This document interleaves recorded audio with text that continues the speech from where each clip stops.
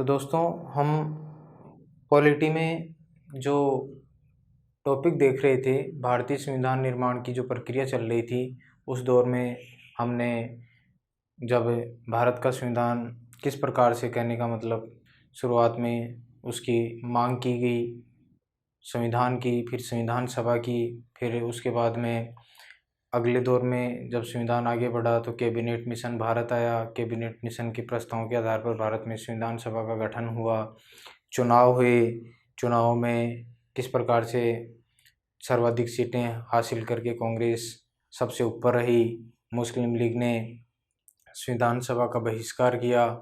ये कुछ ऐसे फैक्ट थे दोस्तों जिसमें हमने गहराई से अध्ययन किया, विशेष तथ्यों को देखा। संविधान सभा की कार्यविधि शुरू हुई, पहली बैठक, उसके बाद में दूसरी, उसके बाद में तीसरी 13 दिसंबर 1946 को। उसके पश्चात समितियों का निर्धारण किया गया, समितियों ने कार्य करना शुरू किया 24 जनवरी 1947 से।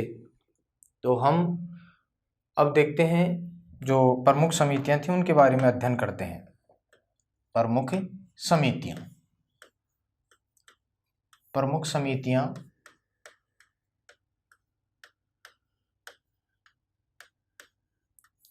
एक विशिष्ट और सर्वश्रेष्ठ संविधान का निर्माण करने के उद्देश्य से संविधान सभा के द्वारा कुछ समितियों का गठन किया गया ताकि संविधान को बेहतर बनाया जा सके, सर्वश्रेष्ठ बनाया जा सके। इस दृष्टिकोण में संविधान सभा की जो प्रमुख समितियां थीं उसमें हम सबसे पहले सर्वप्रथम देखेंगे संघीय संविधान समिति। संघीय संविधान समिति, संघीय संविधान समिति, इसके बारे में हम केवल इसका अध्यक्ष किसको बनाया गया इसके बारे में चर्चा करेंगे। संघीय संविधान समिति और संघ शक्ति समिति, संघ शक्ति समिति, इन दोनों समितियों का अध्यक्ष संविधान सभा के द्वारा किसको बनाया गया तो आप बता देंगे जवाहरलाल नेहरू। पंडित JL नेहरू को संविधान सभा की कार्य निर्माण हेतु जो समितियां बनाई गई थी, इन समितियों में इन दो समितियों का क्या बनाया गया, अध्यक्ष बनाया गया था। ठीक है दोस्तों, यहाँ आप ध्यान रख लेंगे अध्यक्ष कौन थे, JL नेहरू। उसके पश्चात अगली जो समिति आती है, यहाँ पर आप चाहे तो क्रम न डालें। उसके बाद में अगली जो समिति आएगी उसमें हम देखेंगे कार्य संचालन समिति। कार्य संचालन समिति, कार्य संचालन समिति, और इसके अलावा एक प्रक्रिया नियम समिति। प्रक्रिया नियम समिति, प्रक्रिया नियम समिति। तो इन दोनों समितियों का जो अध्यक्ष था दोस्तों वो किसे बनाया गया था, डॉक्टर राजेंद्र प्रसाद। डॉक्टर राजेंद्र प्रसाद। तो कार्य संचालन समिति और प्रक्रिया नियम समिति दोनों का अध्यक्ष संविधान सभा के द्वारा किसे बनाया गया, डॉक्टर राजेंद्र प्रसाद को बनाया गया था। उसके बाद में आगे जो समिति आती है प्रांतीय संविधान समिति। प्रांतीय संविधान समिति, प्रांतीय संविधान समिति, और इसके अलावा आप देखेंगे मूल अधिकार समिति। सारी इंपॉर्टेंट है दोस्तों, ध्यान रखें।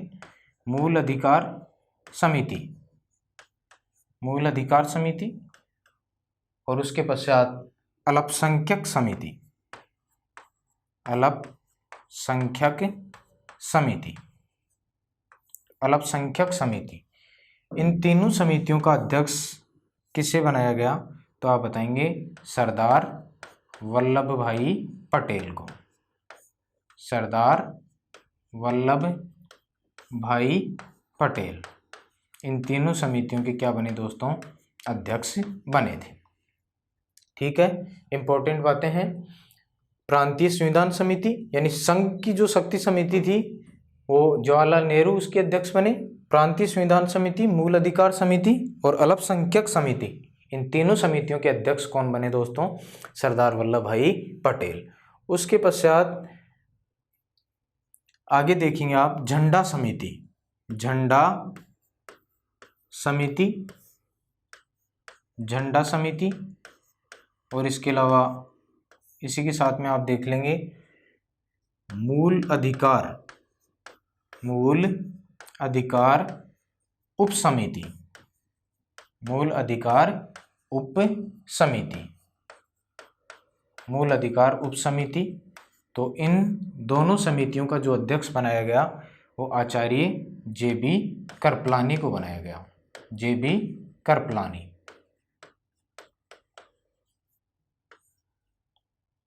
ठीक है दोस्तों, ध्यान रहेगा आराम से।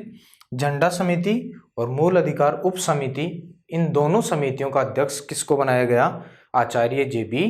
कृपलानी साहब को बनाया गया था। और उसके बाद में अल्पसंख्यक उप समिति, अल्पसंख्यक उप समिति, अल्पसंख्यक उप समिति, इसका अध्यक्ष किसको बनाया गया? तो यहाँ पर आप ध्यान देंगे अध्यक्ष बनाया गया था एच.सी. मुखर्जी को, एच.सी.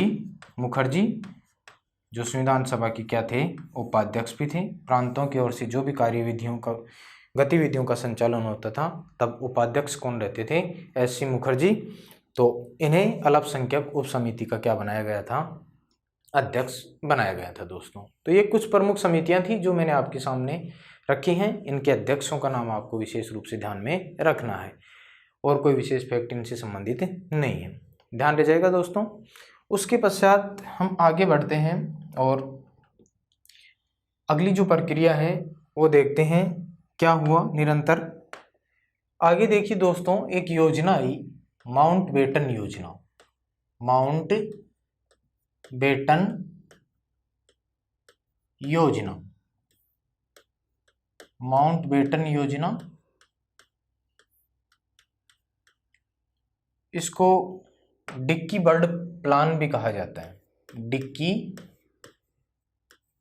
Bird plan, Dickie Bird plan या माउंटबेटन योजना। माउंटबेटन योजना कब जारी हुई दोस्तों? 3 जून 1947, 3 जून 1947 को। विशेष ध्यान रखेंगे 3 जून 1947 को माउंटबेटन योजना, भारत के नए वायसराय बने, कहने का मतलब माउंटबेटन, और इन्हीं के नाम से ये योजना डिक्की बर्ड प्लान जारी की गई। इसका मतलब क्या था कि भारत का विभाजन होगा, भारत का क्या होगा? विभाजन, भारत का विभाजन। ठीक है, भारत का विभाजन होगा, और अगर भारत का विभाजन होगा तो फिर संविधान सभा का भी विभाजन होगा, संविधान सभा का विभाजन, संविधान सभा का भी क्या होगा? विभाजन होगा। ये योजना थी माउंटबेटन योजना कि भारत का विभाजन होगा, और भारत का विभाजन होगा तो संविधान सभा का भी क्या होगा? विभाजन होगा। और भारतीय जो संविधान सभा है, भारतीय जो संविधान सभा है उसमें कितने सदस्य होंगे? 324। भारतीय संविधान सभा, इसमें कितने सदस्य होंगे? 324 सदस्य। ध्यान रखना दोस्तों, पहले जब कैबिनेट मिशन के प्रस्तावों से संविधान सभा का गठन हुआ तो उसने सदस्य संख्या निर्धारित की थी 389, और अब माउंटबेटन जो योजना आई है 3 जून 1947 को, इसके अनुसार ये निर्धारित किया गया कि भारत का विभाजन होगा। अगर भारत का विभाजन होगा तो संविधान सभा का भी क्या होगा? विभाजन होगा। और जब संविधान सभा का विभाजन होगा तो भारतीय संविधान सभा में कितने सदस्य रह जाएंगे? 324। यानी कहने का मतलब जब देश स्वतंत्र होगा, विभाजन के फलस्वरूप 2 देश अलग होंगे, भारत पाकिस्तान बनेंगे, तो भारतीय संविधान सभा में 324 सदस्य रह जाएंगे। उसके पश्चात दोस्तों आगे एक और प्लान आया, कहने का मतलब भारतीय स्वतंत्रता अधिनियम, भारतीय स्वतंत्रता भारतीय स्वतंत्रता अधिनियम 1947, अधिनियम 1947। ठीक है दोस्तों, भारतीय स्वतंत्रता अधिनियम 1947, इसको विशेष रूप से ध्यान रखेंगे। भारतीय स्वतंत्रता अधिनियम 1947 ब्रिटिश संसद द्वारा भारत में पारित किया गया अंतिम क्या था, कानून। उसके पश्चात कोई भी कानून ब्रिटिश संसद के द्वारा भारत में पारित नहीं किया गया। तो भारत स्वतंत्रता अधिनियम 1947, इसकी प्रमुख बातें क्या थी? तो प्रमुख बातें आप यहाँ ध्यान रखेंगे। सबसे पहले ये ब्रिटिश संसद में कहाँ रखा गया? ब्रिटिश संसद में पेश किया गया। और ये पेश कब किया गया? 4 जुलाई को, 4 जुलाई 1947 को, 4 जुलाई 1947 को भारतीय स्वतंत्रता अधिनियम या भारत स्वतंत्रता अधिनियम 1947 पेश किया गया। और ये ब्रिटिश संसद से कब पारित हुआ? तो पारित आप बता देंगे 18 जुलाई 1947। कब पारित हुआ दोस्तों? 18 जुलाई 1947 को पारित हुआ भारतीय स्वतंत्रता अधिनियम 1947। अब जब ये 18 जुलाई 1947 को पारित हुआ तो उसी समय ये तय हो गया कि जो भारत की संविधान सभा है वो विधायी परिषद के रूप में कार्य करेगी, विधायी परिषद के रूप में कार्य करेगी। ठीक है, भारत की जो संविधान सभा है वो किसके रूप में कार्य करेगी? विधायी परिषद। ये बात भी आप विशेष रूप से ध्यान में रखेंगे। 18 जुलाई 1947 को जब यह अधिनियम पारित हुआ तो इसमें तय हुआ कि भारतीय संविधान सभा किसके रूप में भी कार्य करेगी? विधायी परिषद के रूप में भी कार्य करेगी। अर्थात हम ये देख सकते हैं कि अब भारत की संविधान सभा के 2 कार्य हो गए। क्या हो गए? 2 कार्य हो गए। कौन कौन से 2 कार्य? संविधान सभा के 2 कार्य आप देख लेंगे यहाँ पर।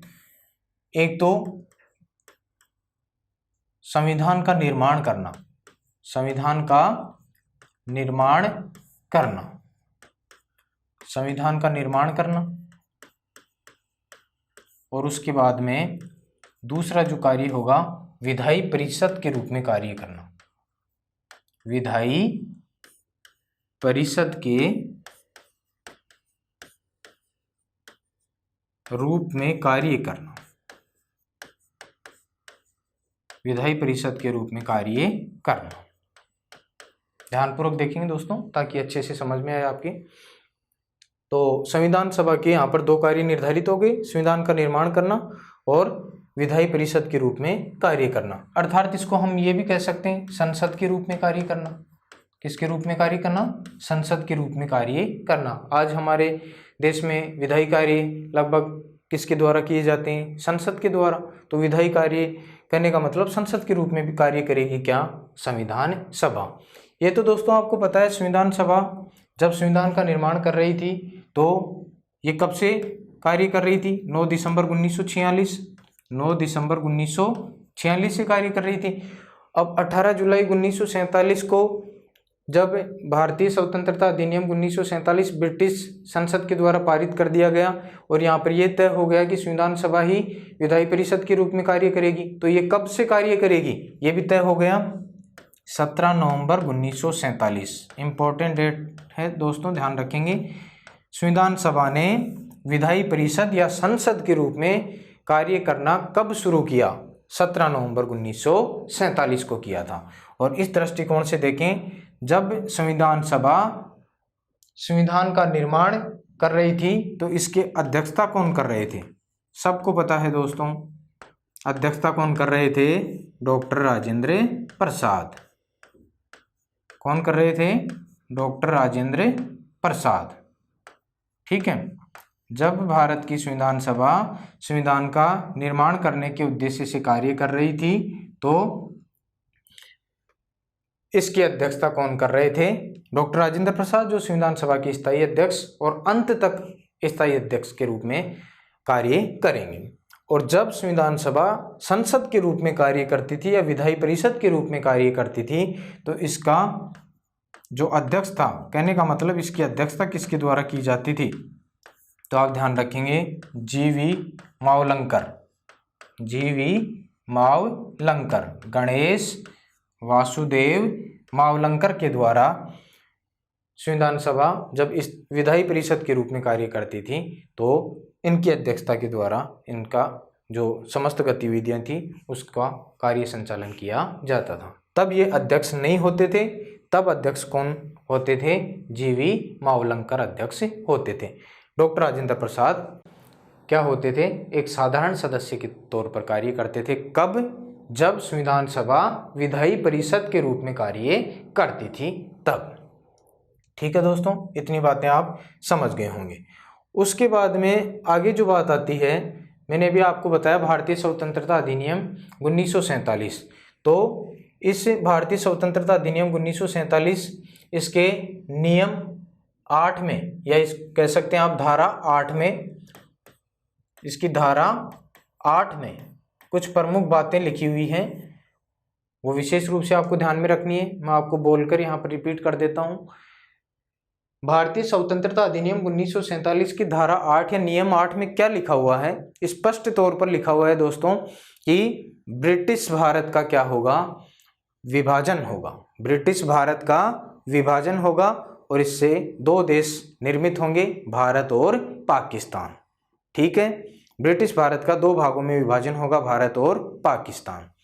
दूसरी बात लिखी हुई थी दोस्तों, जो ब्रिटिश भारत में प्रांत थे, ब्रिटिश प्रांत, वो स्वतः ही भारत और पाकिस्तान दोनों में, कहने का मतलब सीमा के निर्धारण के साथ ही दोनों भागों में विभाजित हो जाएंगे। जो भाग पाकिस्तान की तरफ आएगा वो प्रांत पाकिस्तान में आ जाएगा, और जो भाग भारत की तरफ आएगा वो प्रांत भारत में होंगे। इसके अलावा दूसरा, देशी रियासतें काम करती थी। भारत में आपको पता है 565 देशी रियासतें हुआ करती थी, तो उनको भी इस भारतीय स्वतंत्रता अधिनियम 1947 के अंतर्गत अधिकार दिया गया कि देशी रियासतें या तो भारत में शामिल हो सकती हैं या पाकिस्तान में शामिल हो सकती हैं या अपना स्वतंत्र अस्तित्व बनाए रख सकती हैं। ये कहा गया दूसरी बात भारतीय स्वतंत्रता अधिनियम 1947 के नियम 8 में।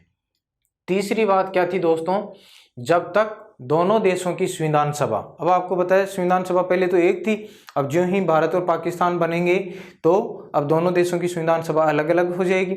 इसमें लिखा हुआ था जब तक दोनों देशों की संविधान सभा नए संविधान का गठन करके उसे लागू नहीं कर दे, तब तक 1935 के अधिनियम के अंतर्गत ही शासन का संचालन किया जाएगा। बहुत अच्छी बात है दोस्तों, जब तक दोनों देशों की संविधान सभा नए संविधान का गठन कर उसे लागू नहीं कर दे, तब तक 1935 के अधिनियम से ही शासन व्यवस्था का संचालन किया जाएगा। ये तीसरी बात थी। उसके बाद में चौथी बात आती है, नए संविधान के अनुरूप चुनाव करवाकर जब तक नई संसद का गठन नहीं हो जाता, तब तक संविधान सभा ही संसद के रूप में कार्य करेगी। ये बात मैंने आपको यहाँ पर समझा दी है, तो बार बार बताने की आवश्यकता नहीं है। और पांचवी बात ये थी, ब्रिटिश संसद का भारत में पारित किया गया अंतिम कानून कौन सा था, तो ये भी बात है भारतीय स्वतंत्रता अधिनियम 1947 की। ठीक है दोस्तों, ये चीज़ें आप मेरे ख्याल से अच्छे से समझ गए होंगे। विशेष रूप से इन तथ्यों के बारे में आपको ध्यान आकर्षित करना चाहिए। उसके बाद में आगे बात आती है दोस्तों, एक तिथि ध्यान रखेंगे आप, 22 जुलाई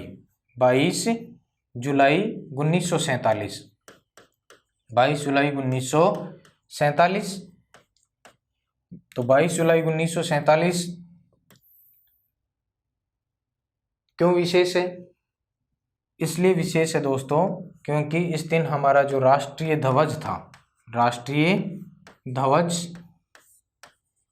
जिसका नाम है तिरंगा, क्या नाम है दोस्तों?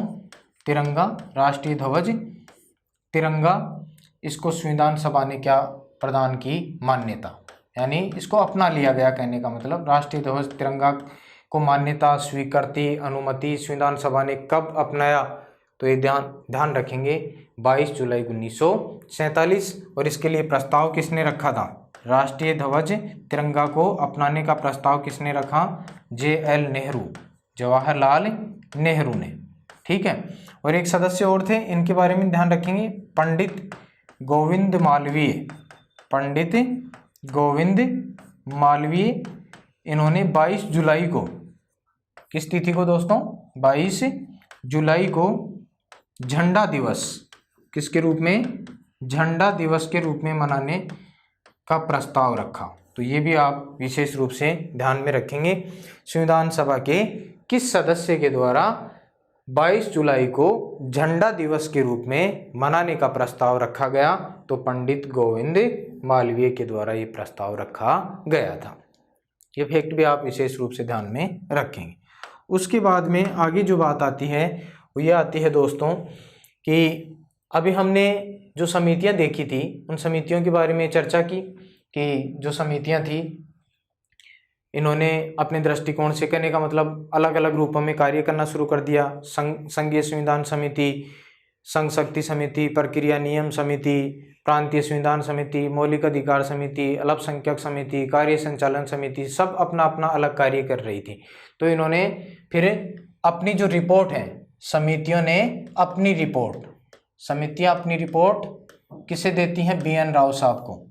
समितियां अपनी रिपोर्ट किसे सौंपती हैं, BN राव। रिपोर्ट किसको सौंपी समितियों ने, BN राव। तो ये आप ध्यान रखेंगे, BN राव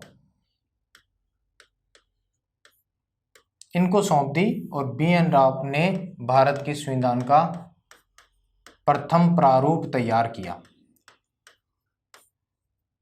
ठीक है दोस्तों, भारतीय संविधान का प्रथम प्रारूप किसने तैयार किया, तो विशेष रूप से ध्यान में रखेंगे BN राव, जो हमारी संविधान सभा के संवैधानिक सलाहकार या परामर्शदाता माने जाते हैं। इनके द्वारा भारतीय संविधान का प्रथम प्रारूप तैयार किया गया था।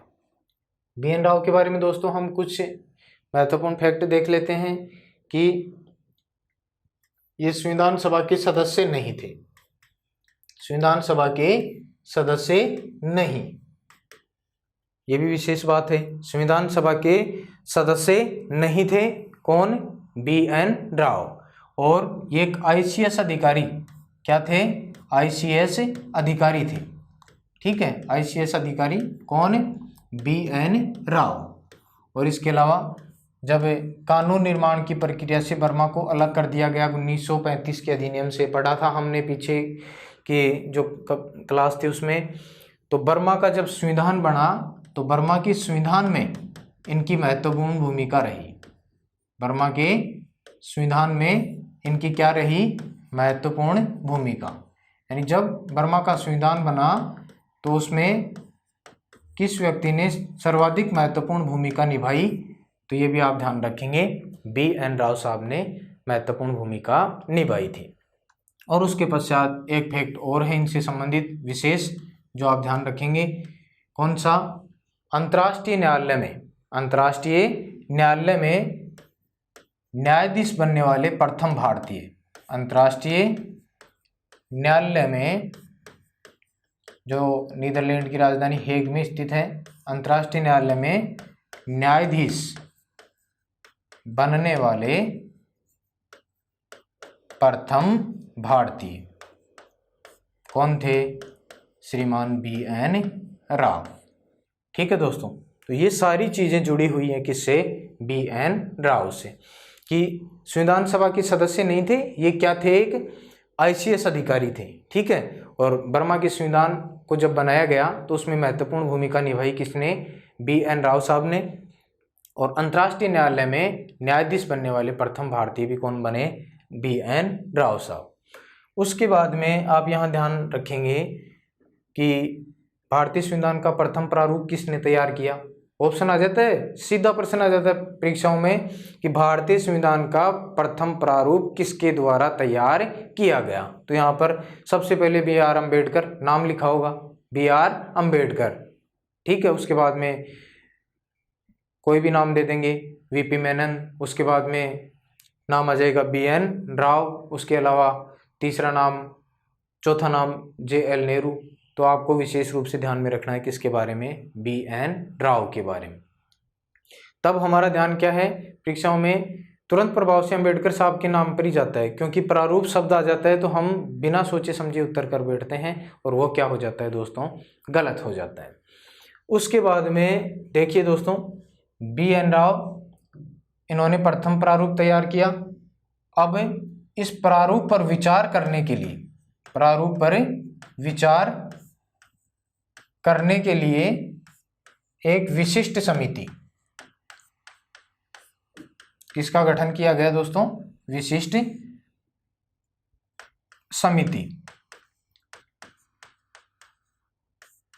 विशिष्ट समिति का गठन किया गया।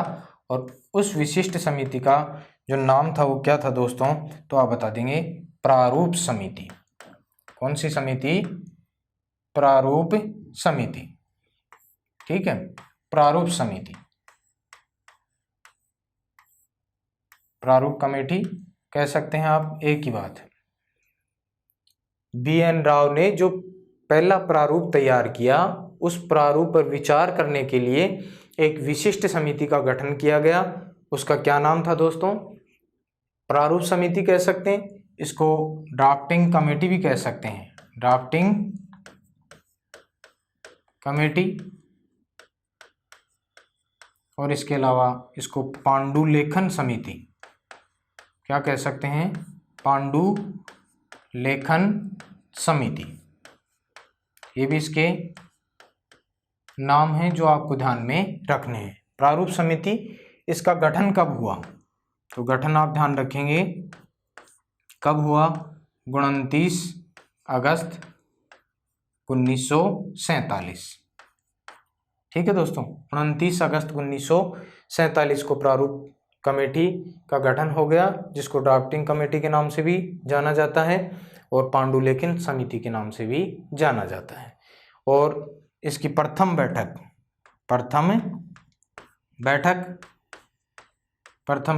कब हुई, तो अगले ही दिन 30 अगस्त, ठीक है दोस्तों, 30 अगस्त 1947 को प्रारूप समिति की क्या हुई, प्रथम बैठक हुई। और इसमें कुल सदस्य कितने थे, तो ध्यान रखेंगे 7, कुल सदस्य कितने थे, 7 सदस्य। संविधान का प्रारूप निर्धारण करने वाली यह एक क्या थी, विशिष्ट समिति थी, जिसमें कुल कितने सदस्य थे, 7 सदस्य। उससे पहले हम देख लेते हैं एक फैक्ट और दोस्तों, 15 अगस्त 1947 को हमारा देश क्या हो गया, आज़ाद। 15 अगस्त 1947 को भारत क्या हो गया, आज़ाद हो गया, ठीक है, भारत आज़ाद हुआ, स्वतंत्र हुआ। और इस समय पंडित JL नेहरू का प्रसिद्ध भाषण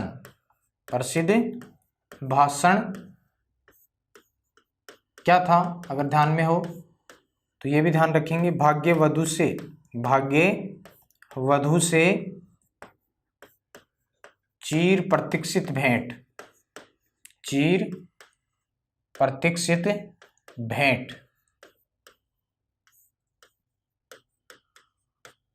इतिहास में दर्ज है दोस्तों, किसके नाम से, तो आप ध्यान रखेंगे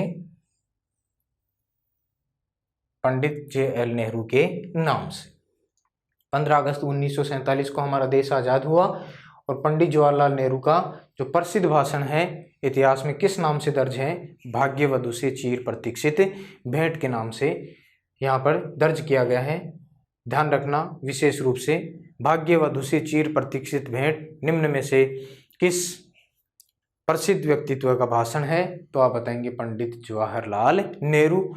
कब दिया था इन्होंने, 15 अगस्त 1947 को, ठीक है। उसके बाद में हम आगे अपनी चर्चा को जारी रखते हैं और हम अभी बात कर रहे हैं प्रारूप समिति की।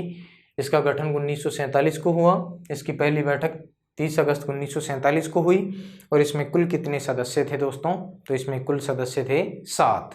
अब हम इन 7 सदस्यों का यहाँ पर विवरण देखते हैं। नंबर 1 पर कौन थे, B R Ambedkar, doctor B R Ambedkar यानी Bhimrao Ambedkar, doctor B R Ambedkar ये क्या थे, इस प्रारूप समिति के अध्यक्ष थे। ठीक है, प्रारूप समिति के दोस्तों क्या थे, अध्यक्ष थे कौन, डॉक्टर बी आर अम्बेडकर यानी भीमराव अम्बेडकर। उसके बाद में नंबर 2 पर आते हैं अल्लादी कृष्णास्वामी अय्यर, अल्लादी कृष्णास्वामी अय्यर दक्षिण भारतीय थे दोस्तों, लेकिन कानून के गहरे जानकार थे। ये भी आप ध्यान रखेंगे, इनका नाम थोड़ा अटपटा जरूर नजर आएगा आपको, अल्लादी कृष्णास्वामी अय्यर। उसके बाद में नंबर 3 पर आएंगे N Gopal Swami, N Gopal Swami Iyengar, N Gopal Swami Iyengar. ये संविधान सभा की जो प्रारूप समिति थी उसके तीसरे सदस्य थे दोस्तों। ये दोनों दक्षिण भारतीय थे और कानून यानी विधि के गहरे जानकार थे। उसके बाद में नंबर 4 पर आएंगे दोस्तों के एम मुंशी, के एम मुंशी, कन्हैया लाल माणिक्य लाल मुंशी इनका पूरा नाम है। उसके बाद में हम आगे देखते हैं नंबर 5 पर सैयद मोहम्मद सादुल्ला, सैयद मोहम्मद सादुल्ला।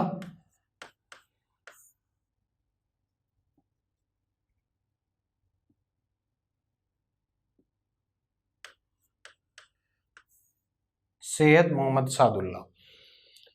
उसके बाद में नंबर 6 पर हम देखेंगे एन माधवन, एन माधवन राव। और नंबर 7 पर आ जाएंगे टीटी कृष्णामाचारी, टीटी कृष्णामाचारी। तो दोस्तों इनके बारे में आपको विशेष रूप से ये सभी बातें ध्यान में रखनी है। प्रारूप समिति के कुल कितने सदस्य थे, 7 सदस्य थे। डॉक्टर भीमराव अंबेडकर साहब अध्यक्ष थे, अल्लादी कृष्णास्वामी एन गोपाल स्वामी अयंगर मद्रास से थे, विधि के गहरे जानकार थे। डॉक्टर के एम मुंशी साहब ये मूलतः, इनके बारे में एक विशेष फैक्ट है दोस्तों, ये विशेष रूप से ध्यान रखेंगे, मूलतः एकमात्र कांग्रेसी सदस्य, मूलतः एकमात्र कांग्रेसी सदस्य, यानी कांग्रेसी तो लगभग सभी थे, लेकिन पूर्ण रूप से जो कांग्रेस से जुड़े हुए एक कार्यकर्ता के रूप में काम कर रहे थे वो कौन थे, डॉक्टर के एम मुंशी। मूलतः एकमात्र कांग्रेसी सदस्य कौन थे, प्रश्न आया हुआ है परीक्षा में, इसलिए ध्यान रखेंगे विशेष रूप से। प्रारूप समिति के एकमात्र सदस्य का नाम बताइए जो मूलतः कांग्रेसी थे, तो कौन थे, डॉक्टर के एम मुंशी। और सैयद मोहम्मद सादुल्ला, इनके बारे में भी आप ध्यान रखेंगे, एकमात्र मुस्लिम लीग के सदस्य, मुस्लिम लीग के सदस्य। ठीक है, मुस्लिम लीग के एकमात्र सदस्य जो प्रारूप समिति में शामिल हुए वो भी कौन थे, सैयद मोहम्मद सादुल्ला। ये असम से थे, कहाँ से बिलोंग करते थे, असम से। एन माधवन राव पहले संविधान सभा में जो प्रारूप समिति थी उनमें इनका स्थान नहीं था, क्योंकि इनके स्थान पर पहले थे BL मित्र। पहले कौन थे, BL मित्र, BL मित्र थे। और BL मित्र ने स्वास्थ्य कारणों से इस्तीफा दे दिया, स्वास्थ्य कारणों से क्या किया, इस्तीफा दिया। और उसके पश्चात किसको जगह मिली, एन माधवन राव को। और टीटी कृष्णामाचारी भी नहीं थे, इनके स्थान पर पहले कौन थे, तो ये भी ध्यान रखेंगे, पहले थे DP खेतान, DP खेतान।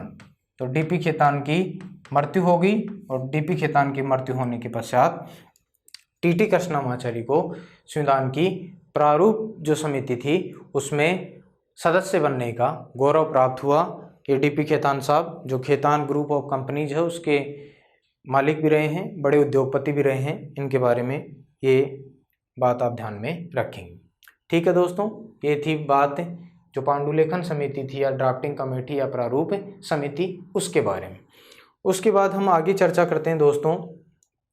प्रारूप समिति ने जो ये अभी हम बात कर रहे हैं प्रारूप समिति, तो प्रारूप समिति ने कब से कार्य करना शुरू किया? 30 अगस्त 1947 से लेकर ये 20 फरवरी 1948। 30 अगस्त 1947 से 20 फरवरी 1948 तक लगभग 141 बैठकें, कितनी बैठकें? 141 बैठकें की। और इसमें संविधान का सेकंड प्रारूप, कौन सा? सेकंड यानी दूसरा प्रारूप। अभी हमने जस्ट पढ़ा था पहला जो BN राव के द्वारा तैयार किया गया था, और इनके द्वारा 141 बैठकें आयोजित करते हुए दूसरा प्रारूप तैयार कर लिया गया। किसके द्वारा? संविधान सभा की प्रारूप समिति के द्वारा। और ये जो प्रारूप तैयार किया गया ये संविधान का क्या था? एक विशिष्ट प्रारूप था।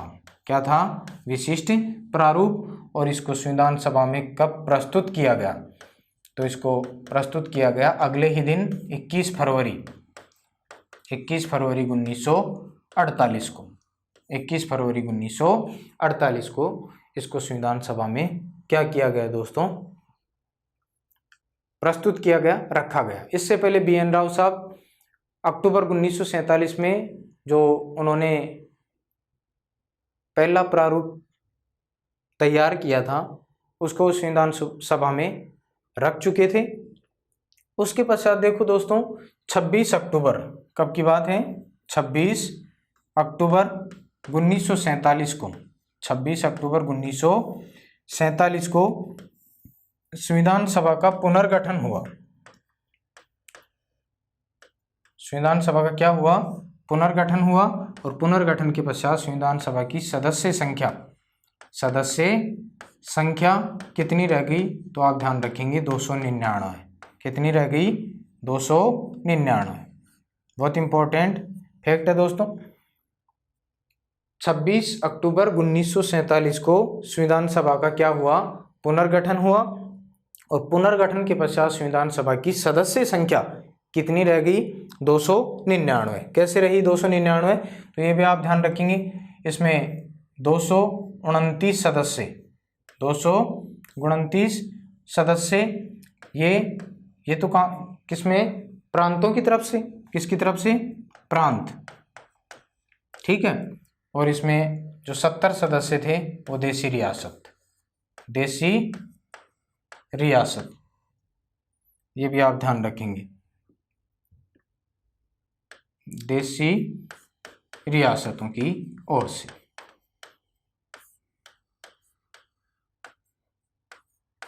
देशी रियासतों की ओर से, ये लीजिए। इस प्रकार से जब 26 अक्टूबर 1947 को संविधान सभा का पुनर्गठन हुआ, पुनर्गठन के पश्चात संविधान सभा की सदस्य संख्या कितनी रह गई? 299। और ये 299 सदस्य किस प्रकार से रहे? 229 तो प्रांतों से, और 70 सदस्य कहाँ से रहे? देशी रियासतों की ओर से रहे। 229 में 3 तो वो सदस्य जो चीफ कमिश्नरी क्षेत्र से आते थे, एक तो चला गया पाकिस्तान की तरफ, बलूचिस्तान, बाकी 3 भारत में ही रहे जो 4 थे कुल में। तो यहाँ पर 229 सदस्य प्रांतों की तरफ से आप ध्यान में रखेंगे। अब दोस्तों आपके दिमाग में एक बात निश्चित तौर पे आ रही होगी कि ये संविधान सभा का किस प्रकार से सदस्य संख्या पहले कितनी थी, उसके पश्चात कितनी रह गई, धीरे धीरे इसमें 3-4 बार बदलाव हुए। तो ये तथ्य अक्सर हम लोग भूल जाते हैं। अक्सर क्या होता है, इनके बारे में हम ज़्यादा ध्यान नहीं दे पाते हैं। तो इसका प्रमुख कारण क्या है? ये है दोस्तों कि देखो, ये आप ध्यान रखेंगे, एक फैक्ट मैं यहाँ पर डाल देता हूँ।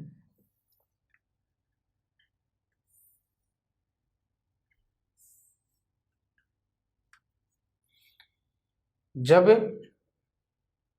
कैबिनेट मिशन का प्रस्ताव भारत में रखा गया, कैबिनेट मिशन ने जो प्रस्ताव रखा उसमें सदस्य संख्या कितनी रखी थी संविधान सभा की? तो आप बताएंगे 389। कैबिनेट मिशन ने कितनी रखी? 389। ठीक है दोस्तों। उसके बाद में भारत में डिक्की बर्ड प्लान यानी कहने का मतलब माउंटबेटन योजना 3 जून 1947 को जारी हुई और उसमें स्पष्ट तौर पर बताया गया कि भारत का विभाजन होगा, भारत का विभाजन होगा तो संविधान सभा का भी विभाजन होगा। और भारतीय संविधान सभा में कुल कितने सदस्य होंगे तो आप बता देंगे 324। तो 15 अगस्त 1947 को भारतीय संविधान सभा में कुल कितने सदस्य रह गए 324। ठीक है। उसके पश्चात यहाँ पर स्पष्ट रूप से आपको दिख रहा है 26 अक्टूबर 1947, 26 अक्टूबर 1947। तो यहाँ पर इसका पुनर्गठन हुआ, तो ये भी आप ध्यान रख लें 26 अक्टूबर 1947। कितनी सदस्य संख्या रह गई 299। कितनी रह गई 299। और सबसे अंतिम बात आती है संविधान सभा की जो अंतिम बैठक हुई 24 जनवरी। कब हुई थी 24 जनवरी 1950। कहने का मतलब संविधान पर क्या हुए थे उस दिन हस्ताक्षर। क्या हुए थे दोस्तों हस्ताक्षर। और ये कितने सदस्यों ने किया तो आप बताएंगे 284। कितने सदस्यों ने किया था 284। तो ये फैक्ट आप विशेष रूप से एक जगह नोट कर लेंगे तो कभी भी आप भूल नहीं पाएंगे। हमेशा आपके जेहन में रहेगा कि किस प्रकार से संविधान सभा में सदस्य संख्या में समय समय पर क्या हुआ बदलाव हुआ। ठीक है दोस्तों, मेरे ख्याल से आपको अच्छे से समझ में आया होगा। उसके पश्चात संविधान सभा के क्या हुई दोस्तों वाचन। क्या हुए वाचन। और ये वाचन कितने हुए तो वाचन आप बता देंगे 3। वाचन कितने हुए 3 हुए। और ये हम क्रमबद्ध रूप से देख लेते हैं। प्रथम वाचन, उसके बाद में द्वितीय वाचन और उसके बाद में तृतीय वाचन। प्रथम वाचन, द्वितीय वाचन और तृतीय वाचन।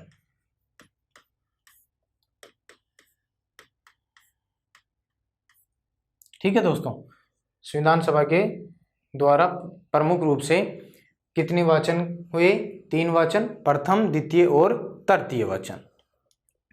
प्रथम वाचन कब से कब तक चला तो 4 नवंबर 1948 से 9 नवंबर 1948। ये लगभग 6 दिन चला। ठीक है, लगभग कितने दिन चला 6 दिन, ज़्यादा दिन नहीं चला। इसके ऊपर कहने का मतलब ज़्यादा दिन वाचन संविधान का नहीं हो पाया। 4 नवंबर 1948 से 9 नवंबर 1948 को कहने का मतलब इस समय अवधि में संविधान सभा के द्वारा संविधान का क्या किया गया प्रथम वाचन किया गया। द्वितीय वाचन आप बता देंगे 15 नवंबर 1948 से ये 17 अक्टूबर 1949, 17 अक्टूबर 1949। ये लगभग 11 माह है। कितना लगभग 11 माह है। और ये कहने का मतलब इसको हम बता सकते हैं धारा या खंडवार वाचन। कौन सा वाचन कहलाता है तो आप यहाँ पर ध्यान दीजिएगा द्वितीय वाचन। धारा या खंडवार वाचन किस वाचन को कहा जाता है तो द्वितीय वाचन को धारा या खंडवार वाचन के नाम से जाना जाता है। तो तृतीय वाचन में दोस्तों हम देखेंगे ये हुआ 14 नवंबर 1949 से ये हुआ 26 नवंबर 1949। ठीक है, 14 नवंबर 1949 से 26 नवंबर 1949। उसके बाद में देखिए दोस्तों 14 नवंबर 1949 से 26 नवंबर 1949 को ये जो वाचन हुआ तीसरा वाचन 1949।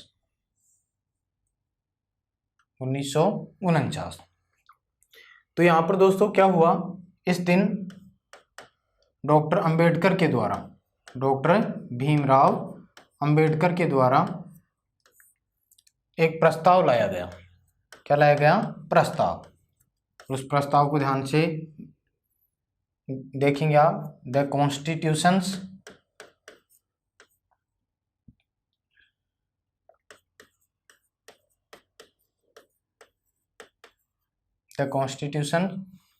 Is settled by the assembly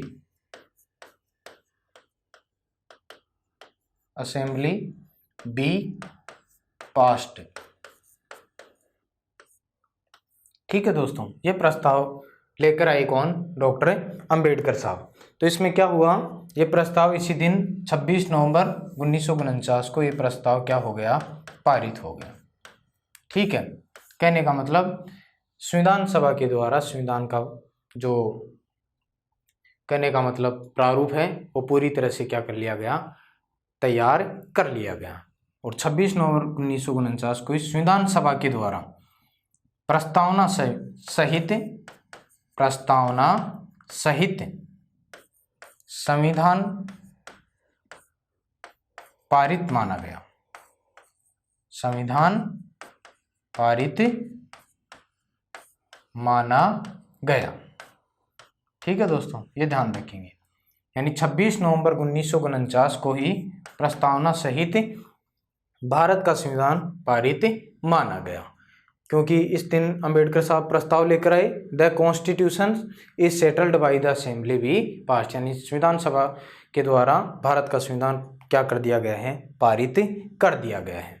और आपको पता है 9 दिसंबर 1946 से लेकर 26 नवंबर 1949 तक भारतीय संविधान को बनने में एक लंबी अवधि लगी। बनने में लगा समय तो कितना समय लगा ये भी आपको पता है? 2 वर्ष 11 माह 18 दिन। 2 वर्ष 11 माह 18 दिन ये भारतीय संविधान को बनने में लगा पूरा क्या है? समय है। और जब 26 नवंबर 1949 को भारत की संविधान सभा के द्वारा पारित कर दिया गया, उस संविधान में क्या क्या उल्लेखित था दोस्तों? तो 395 अनुच्छेद, क्या था? 395 अनुच्छेद, 8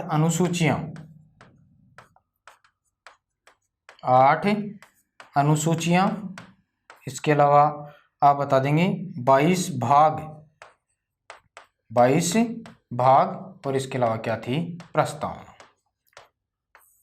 यह आप विशेष रूप से ध्यान में रखेंगे कि 26 नवंबर 1949 को संविधान सभा द्वारा पारित किए गए संविधान में 395 अनुच्छेद, 8 अनुसूचियां, 22 भाग और प्रस्तावना निहित थी। 26 नवंबर 1949 को हमारे देश का संविधान तैयार कर लिया गया। तो 26 नवंबर 1949 को ही हम संविधान दिवस किसके रूप में मनाते हैं? संविधान दिवस के रूप में। ठीक है, संविधान दिवस के रूप में मनाते हैं। और 2015 से इसे विधि दिवस के रूप में भी मनाने लगे हैं। विधि दिवस, ठीक है, विधि दिवस के रूप में भी इसको मनाने की शुरुआत हो चुकी है। कब से? 2015 से। ये बात भी आप विशेष रूप से दोस्तों ध्यान में रखेंगे। मेरे ख्याल से ये चीज़ें आपको लगभग ध्यान में भी हैं। कोई फैक्ट रह भी जाए तो शायद आप कवर कर पाएंगे, क्योंकि ये चीज़ें लगभग आपकी पढ़ी हुई हैं। ठीक है दोस्तों, मेरे ख्याल से अच्छे से समझ में आया होगा। उसके पश्चात हम आगे बढ़ते हैं और इसी प्रक्रिया को देखते हैं। देखिए, बात है 26 नवंबर 1949। 26 नवंबर 1949, तो इसको हम बता सकते हैं संविधान दिवस या विधि दिवस के रूप में मनाया जाता है। 26 नवंबर 1949 को जो संविधान सभा के द्वारा संविधान पारित किया गया, उसमें उस दिन क्या हुआ? देखिए, कहने का मतलब संविधान निर्मित हुआ। संविधान क्या हुआ दोस्तों? निर्मित हुआ। याद रखने का अच्छा तरीका है, संविधान निर्मित हुआ। उसके अलावा संविधान अंगीकृत हुआ, यानी कहने का मतलब स्वीकार कर लिया गया, स्वीकार। और उसके बाद में अधिनियमित हुआ, संविधान अधिनियमित हुआ, और उसके बाद में आत्मार्पित हुआ। क्या हुआ? आत्मार्पित। ये सारी चीज़ें हमारे देश की जो प्रेम्बल है, प्रस्तावना है, उसमें निहित भी है कि संविधान 26 नवंबर 1949 को निर्मित हुआ, अंगीकृत हुआ, अधिनियमित हुआ और आत्मार्पित हुआ। और 26 नवंबर 1949 को ही 16 अनुच्छेद स्वतः लागू हुए, स्वतः लागू हो गए। ठीक है, 16 अनुच्छेद स्वतः लागू हो गए दोस्तों। किस तिथि को? 26 नवंबर 1949 को। और ये 16 अनुच्छेद आप विशेष रूप से ध्यान भी दे लेंगे। यहाँ पर कौन से अनुच्छेद थे? तो सबसे पहले नागरिकता से संबंधित अनुच्छेद 5, 6, 7, 8, 9। ठीक है, ये सभी नागरिकता संबंधी प्रावधान करते हैं। तो 5, 6, 7, 8, 9 ये अनुच्छेद। उसके बाद में अनुच्छेद 60 और 324, ये 60 अनुच्छेद राष्ट्रपति की शपथ से संबंधित है और 324 निर्वाचन से संबंधित है, आपको पता है। उसके पश्चात 366, 67 अनुच्छेद 366, 67। उसके पश्चात अनुच्छेद 379, 380 अंतरिम संसद, अंतरिम राष्ट्रपति। इसके अलावा आपको पता है 388। और उसके बाद में आप बता देंगे यहाँ पर 391, 392, 393 और 394। ठीक है दोस्तों, ये 16 अनुच्छेद आपके सामने हैं, तो आप विशेष रूप से इनके बारे में ध्यान में रखेंगे। ये स्वतः लागू हुए किस तिथि को? 26 नवंबर 1949 को। 5, 6, 7, 8, 9, 60, 324, 366, 379, 367, 379, 380, 388, 391, 92, 393, 394। उसके बाद में दोस्तों आगे जो बात आती है, अगर आपसे पूछे भारतीय संविधान के किस अनुच्छेद में भारतीय संविधान का उल्लेख है या नामकरण है, यानी ऐसा कहाँ लिखा हुआ है भारतीय संविधान, तो भारतीय संविधान इसका नामकरण, भारतीय संविधान का नामकरण तो आप बता देंगे अनुच्छेद 393 में। अनुच्छेद 393 में भारतीय संविधान का क्या है दोस्तों? नामकरण किया गया है। और अनुच्छेद 394, इसके बारे में आप ये विशेष फैक्ट देख लेंगे। अनुच्छेद 394, तो इसमें क्या है? अनुच्छेद 394 में ये स्पष्ट रूप से लिखा गया है कि 26 नवंबर 1949 को 16 अनुच्छेद तुरंत लागू होंगे। 26 नवंबर 1949 को 16 अनुच्छेद तुरंत लागू होंगे। और इसके अलावा शेष अनुच्छेद 26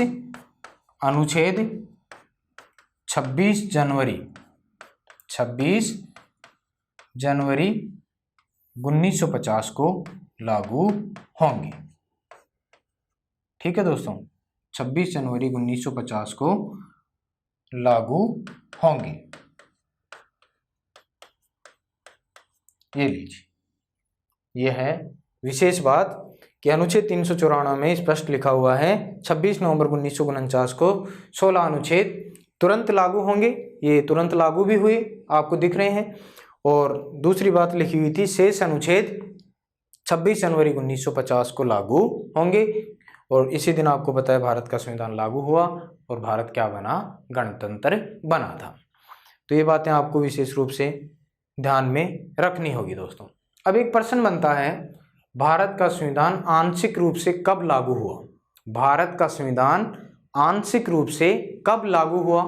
तो ऑप्शन है 26 नवंबर 1949, 24 जनवरी 1950, 26 जनवरी 1950 और इसके अलावा दो ऑप्शन डाल देंगे, 26 नवंबर 1949 और 26 जनवरी 1950। तो आपका आंसर क्या होगा दोस्तों? तो इसमें आपका आंसर होगा 26 नवंबर 1949। विशेष रूप से ध्यान दीजिएगा, क्योंकि आंशिक रूप से लागू हो गया आंशिक रूप का मतलब 16 अनुच्छेद स्वतः ही क्या हो गए, लागू हो गए, अंशों में ही लागू हुए। और पूर्ण रूप से लागू कब होगा, 26 जनवरी 1950। तो भारत का संविधान पूर्ण रूप से लागू हुआ 26 जनवरी 1950। आंशिक रूप से लागू हुआ कब, 26 नवंबर 1949। ठीक है दोस्तों,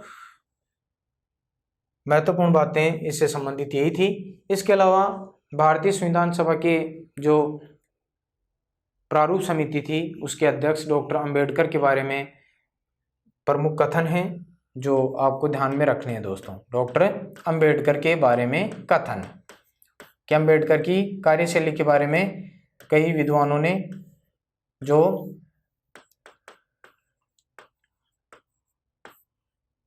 अपनी तरफ से व्याख्या की है तो वो भी आपको ध्यान में रहनी चाहिए।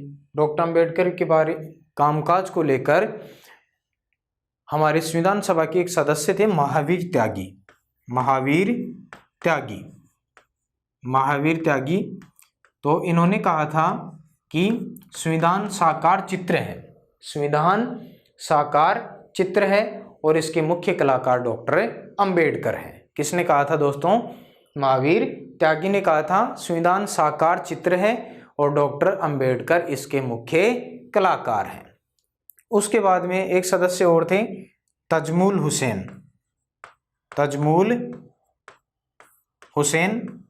तो तजमुल हुसैन साहब क्या कहते हैं, हमारे इस संविधान को बनाने का श्रेय हमारे विधि मंत्री को है, हमारे इस संविधान को बनाने का श्रेय हमारे विधि मंत्री को है। ये भी किसने कहा, तजमुल हुसैन ने कहा। और संविधान सभा के जो स्थायी अध्यक्ष थे डॉक्टर राजेंद्र प्रसाद, इन्होंने डॉक्टर अंबेडकर के बारे में कहा था कि डॉक्टर अंबेडकर एक दक्ष पायलट की भांति संविधान सभा का संचालन करते हैं। अच्छी बात कही थी डॉक्टर राजेंद्र प्रसाद ने कि डॉक्टर अंबेडकर एक दक्ष पायलट की भांति संविधान सभा को संचालित करते हैं। तो इनके जो तीनों विद्वानों के कथन हैं वो भी आपके ध्यान में रहने चाहिए। विशेष रूप से किन के बारे में कहा गया, डॉक्टर अंबेडकर के बारे में कहा गया। और आपको पता है दोस्तों संविधान सभा में कुल 60 लाख शब्द, कुल कितने, 60 लाख शब्द बोले गए। अब आप कल्पना कीजिए कि कितने शब्दों का यहाँ पर प्रयोग किया गया होगा। कुल 60 लाख शब्दों का इस्तेमाल किया गया संविधान सभा के द्वारा और इन 60 लाख शब्दों में 2,64,000 शब्द अकेले किसने बोले, अंबेडकर ने। अब आप कल्पना कीजिए कितनी महत्वपूर्ण भूमिका थी डॉक्टर अंबेडकर साहब की संविधान सभा के निर्माण में।